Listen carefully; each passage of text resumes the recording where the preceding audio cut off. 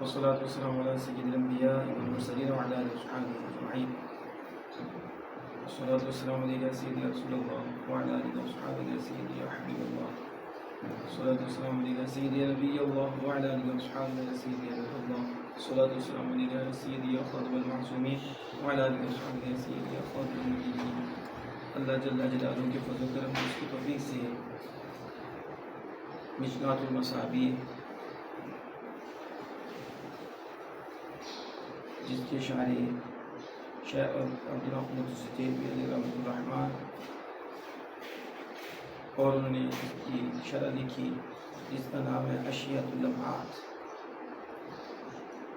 تو ہم اللہ عز و جل کے فضل سے گائے بگائے اشیاۃ اللمعات سے مشکات المصابیح کا درس دیتے رہیں گے.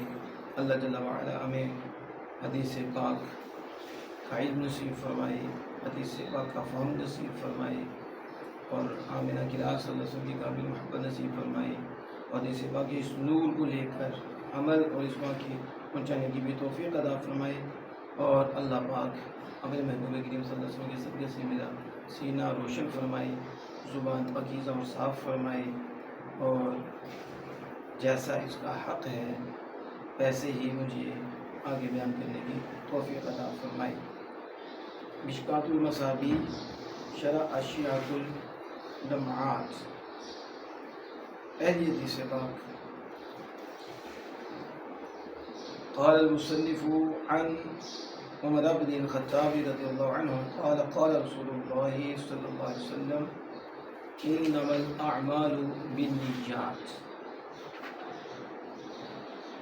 روایت است از امیر المومنین عمر بن الخطاب کی گفت پیغمبر خدا صلی اللہ علیہ وسلم.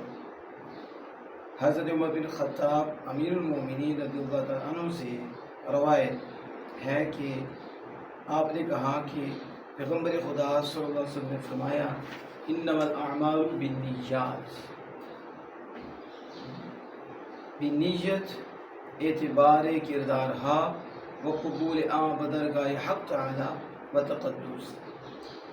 آپ فرماتے ہیں کہ نیت کے ساتھ ہی اعمال کا اعتبار ہے اور اعمال کی قبولیت ہے بارگاہ خداوند تعالی و تقدس میں، اللہ عز و جل کی بارگاہ اور اللہ عز و جل کے ہاں اعمال کی قبولیت اور اعمال کا اعتبار نیت کے ساتھ ہے.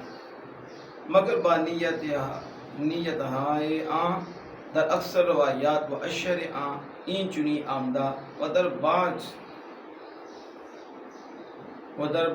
اعمال بالنیات بے کلمہ انما و در بعض الاعمال بالنیہ و در بعض العمل بالنیہ نیز آمدہ.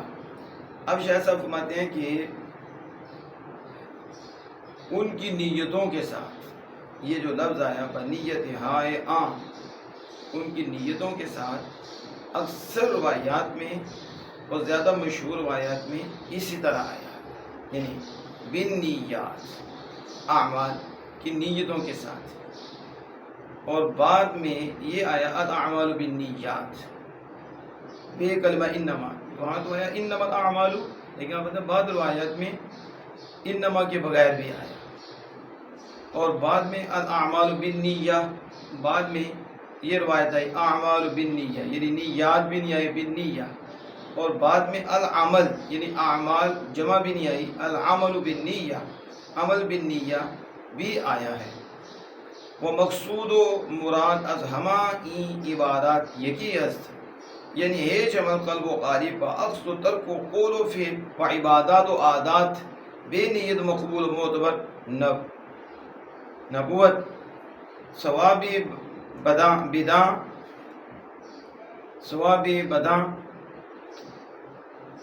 مترتب نگردت. آپ فرماتے ہیں کہ ان سب سے مقصود، ان سب روایات سے مقصود ایک ہی ہے، یعنی کوئی قلب و قالب کا عمل، دل کا اور ظاہر کا، جسم کا اور جان کا عمل، اور لینا اور چھوڑنا، کہنا اور کرنا، عبادات اور عادات بے نیت مقبول و معتبر نہیں ہوتی، یہ مقبول و معتبر نہیں ہوتی، اور ثواب بداں اس کے ساتھ کوئی ثواب مرتب نہیں ہوتا، کوئی ثواب نصیب نہیں ہوتا۔ واللہ تعالی اعلم بالصواب۔